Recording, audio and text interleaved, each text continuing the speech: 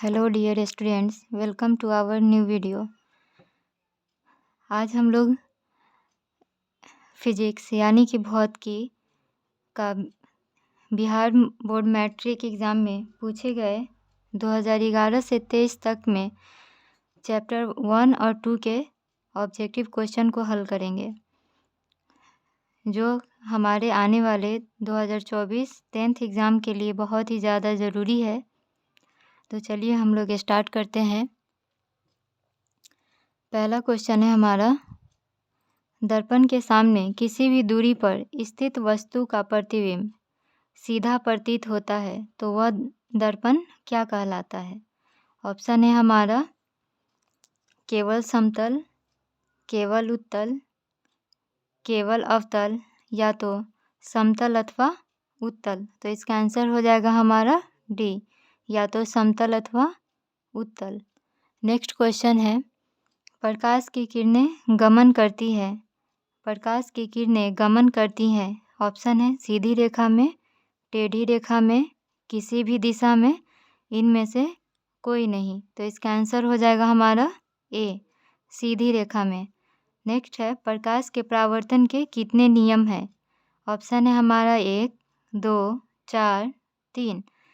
तो इसका आंसर हो जाएगा हमारा बी, 2। प्रकाश के परावर्तन के कितने नियम हैं? 2 नियम होते हैं।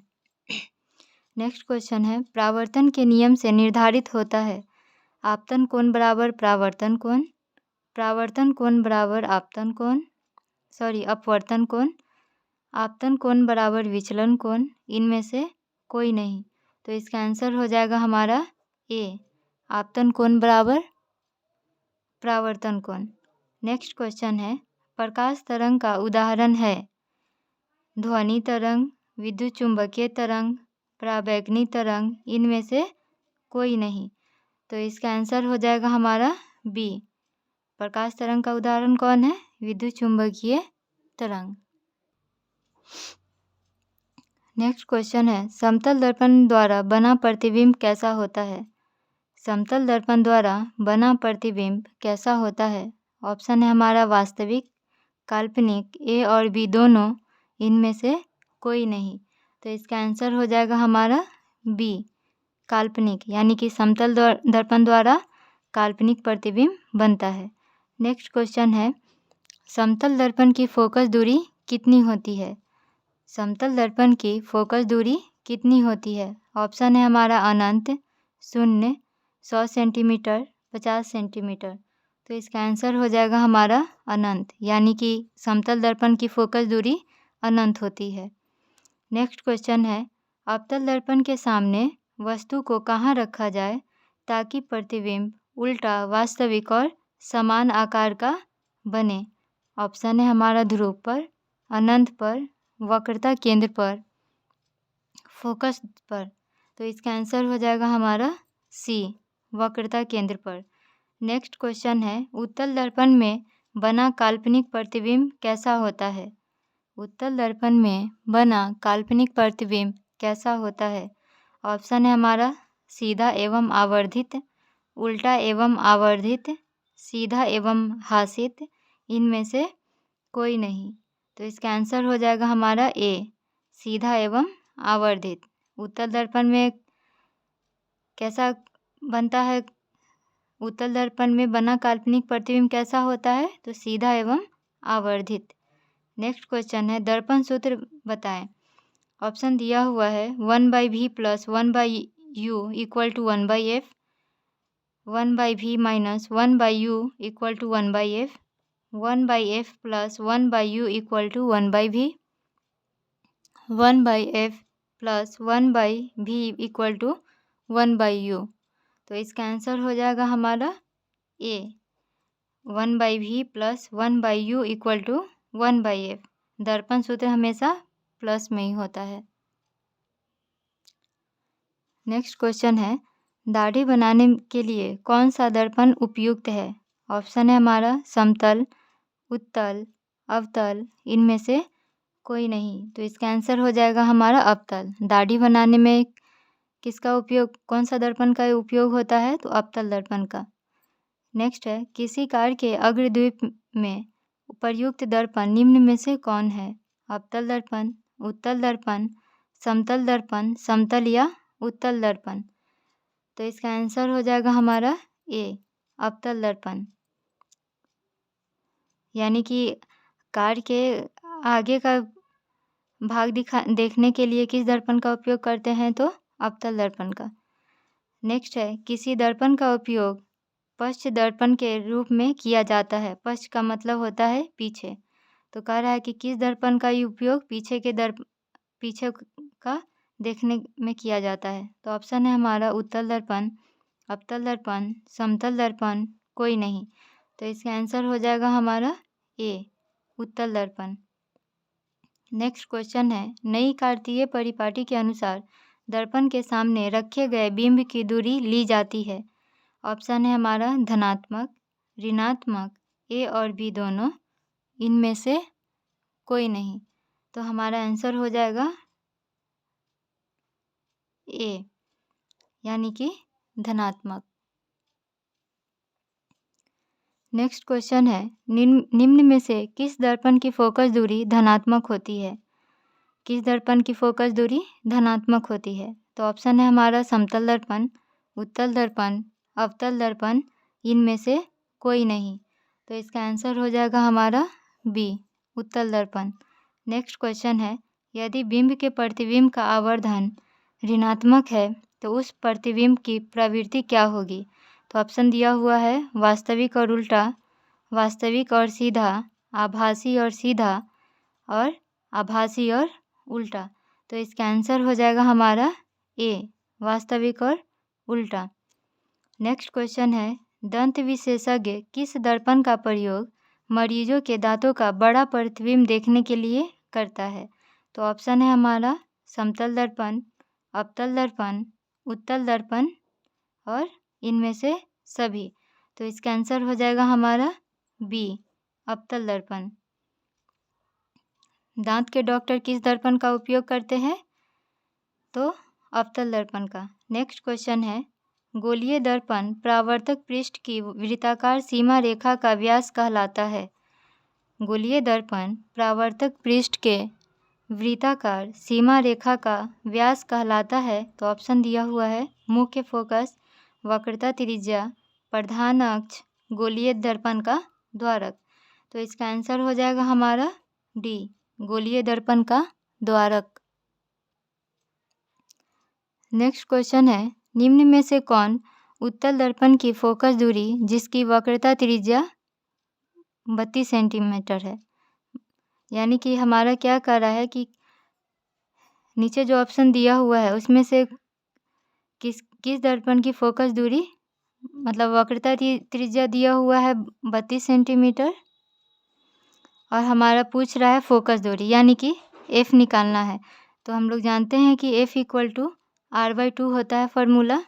r का मान कितना दिया हुआ है 32 सेंटीमीटर और 2, तो 2 से भाग करेंगे 32 में तो 16 आएगा, यानी कि हमारा 16 सेंटीमीटर।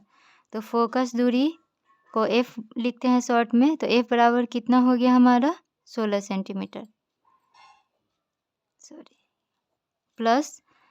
प्लस में 16 सेंटीमीटर होगा। चलिए नेक्स्ट क्वेश्चन है, हजामत के लिए किस दर्पण का उपयोग करते हैं? हजामत के लिए किस दर्पण का उपयोग करते हैं? तो ऑप्शन है हमारा अवतल दर्पण, उत्तल दर्पण, समतल दर्पण, इनमें से कोई नहीं। तो इसका आंसर हो जाएगा हमारा ए, अवतल दर्पण। हजामत के लिए हम लोग अवतल दर्पण का उपयोग करते हैं। नेक्स्ट क्वेश्चन है, काल्पनिक प्रतिबिंब होता है। ऑप्शन है हमारा सीधा, उल्टा, ए और बी दोनों, इनमें से कोई नहीं। तो इसका आंसर हो जाएगा हमारा ए, सीधा। काल्पनिक प्रतिबिंब क्या होता है, हमेशा सीधा बनता है। नेक्स्ट क्वेश्चन है, गोलीय दर्पण के फोकसांतर एवं वक्रता त्रिज्या के बीच संबंध क्या है?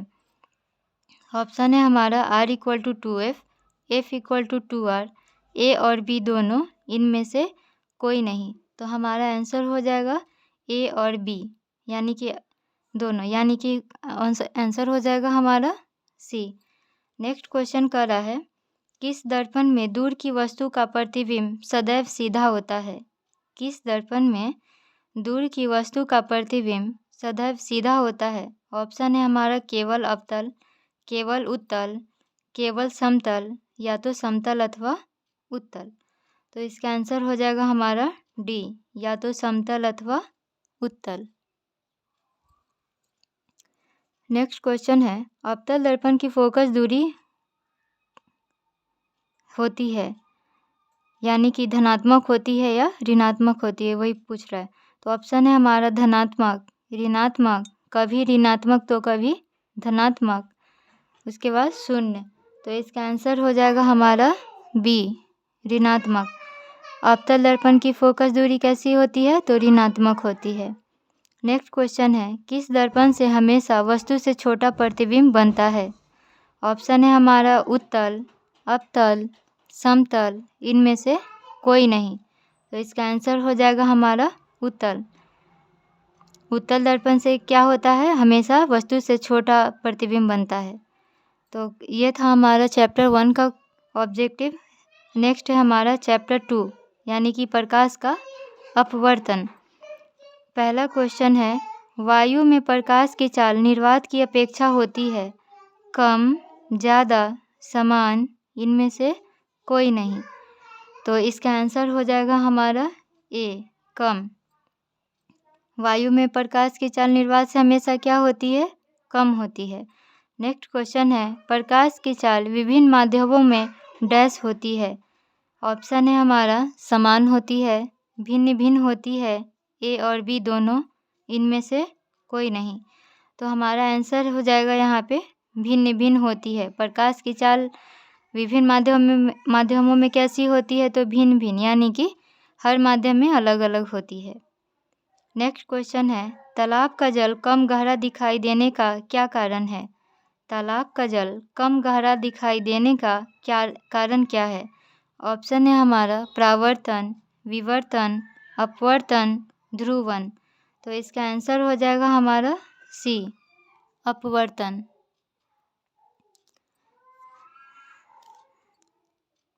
नेक्स्ट क्वेश्चन है, किसी लेंस द्वारा उत्पन्न आवर्धन का एसआई मात्रक क्या है?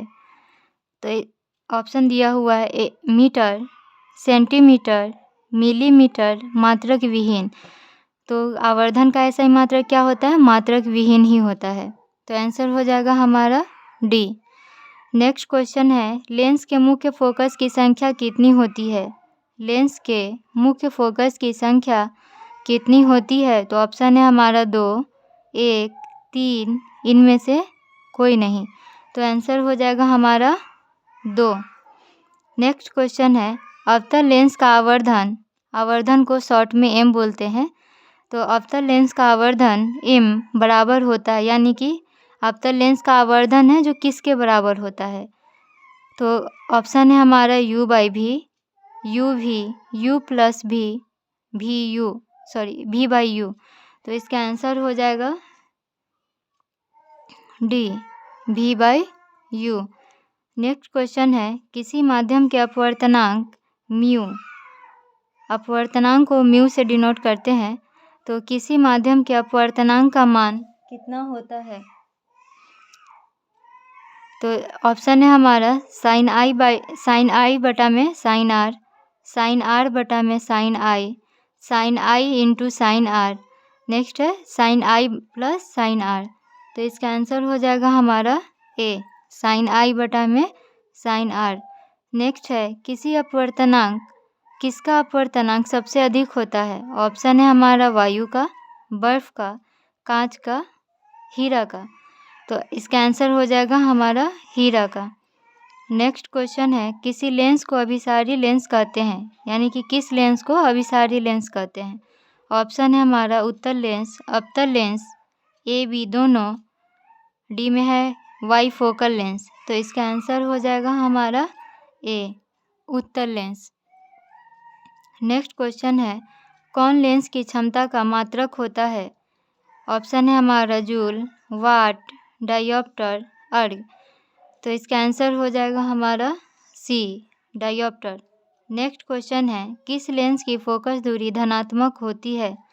ऑप्शन है हमारा अवतल लेंस, उत्तल लेंस, समतल लेंस, इनमें से कोई नहीं। तो इसका आंसर हो जाएगा हमारा बी, उत्तल लेंस। ये था हमारा चैप्टर 2 का, जो 2011 से 23 तक में मैट्रिक के एग्ज़ाम में पूछे गए थे। और चैप्टर 2 में से भी कुछ क्वेश्चन बचे हुए हैं, जो मैं इसको नेक्स्ट वीडियो में बताऊंगी। तो यदि आपको मेरा वीडियो या फिर मेरे द्वारा पढ़ाया गया ऑब्जेक्टिव क्वेश्चन आपको लगता है कि आपके लिए फ़ायदेमंद है, तो प्लीज़ मेरे वीडियो को लाइक करें और अपने सभी दोस्तों में शेयर करें और मेरे चैनल को सब्सक्राइब करें। Thank you.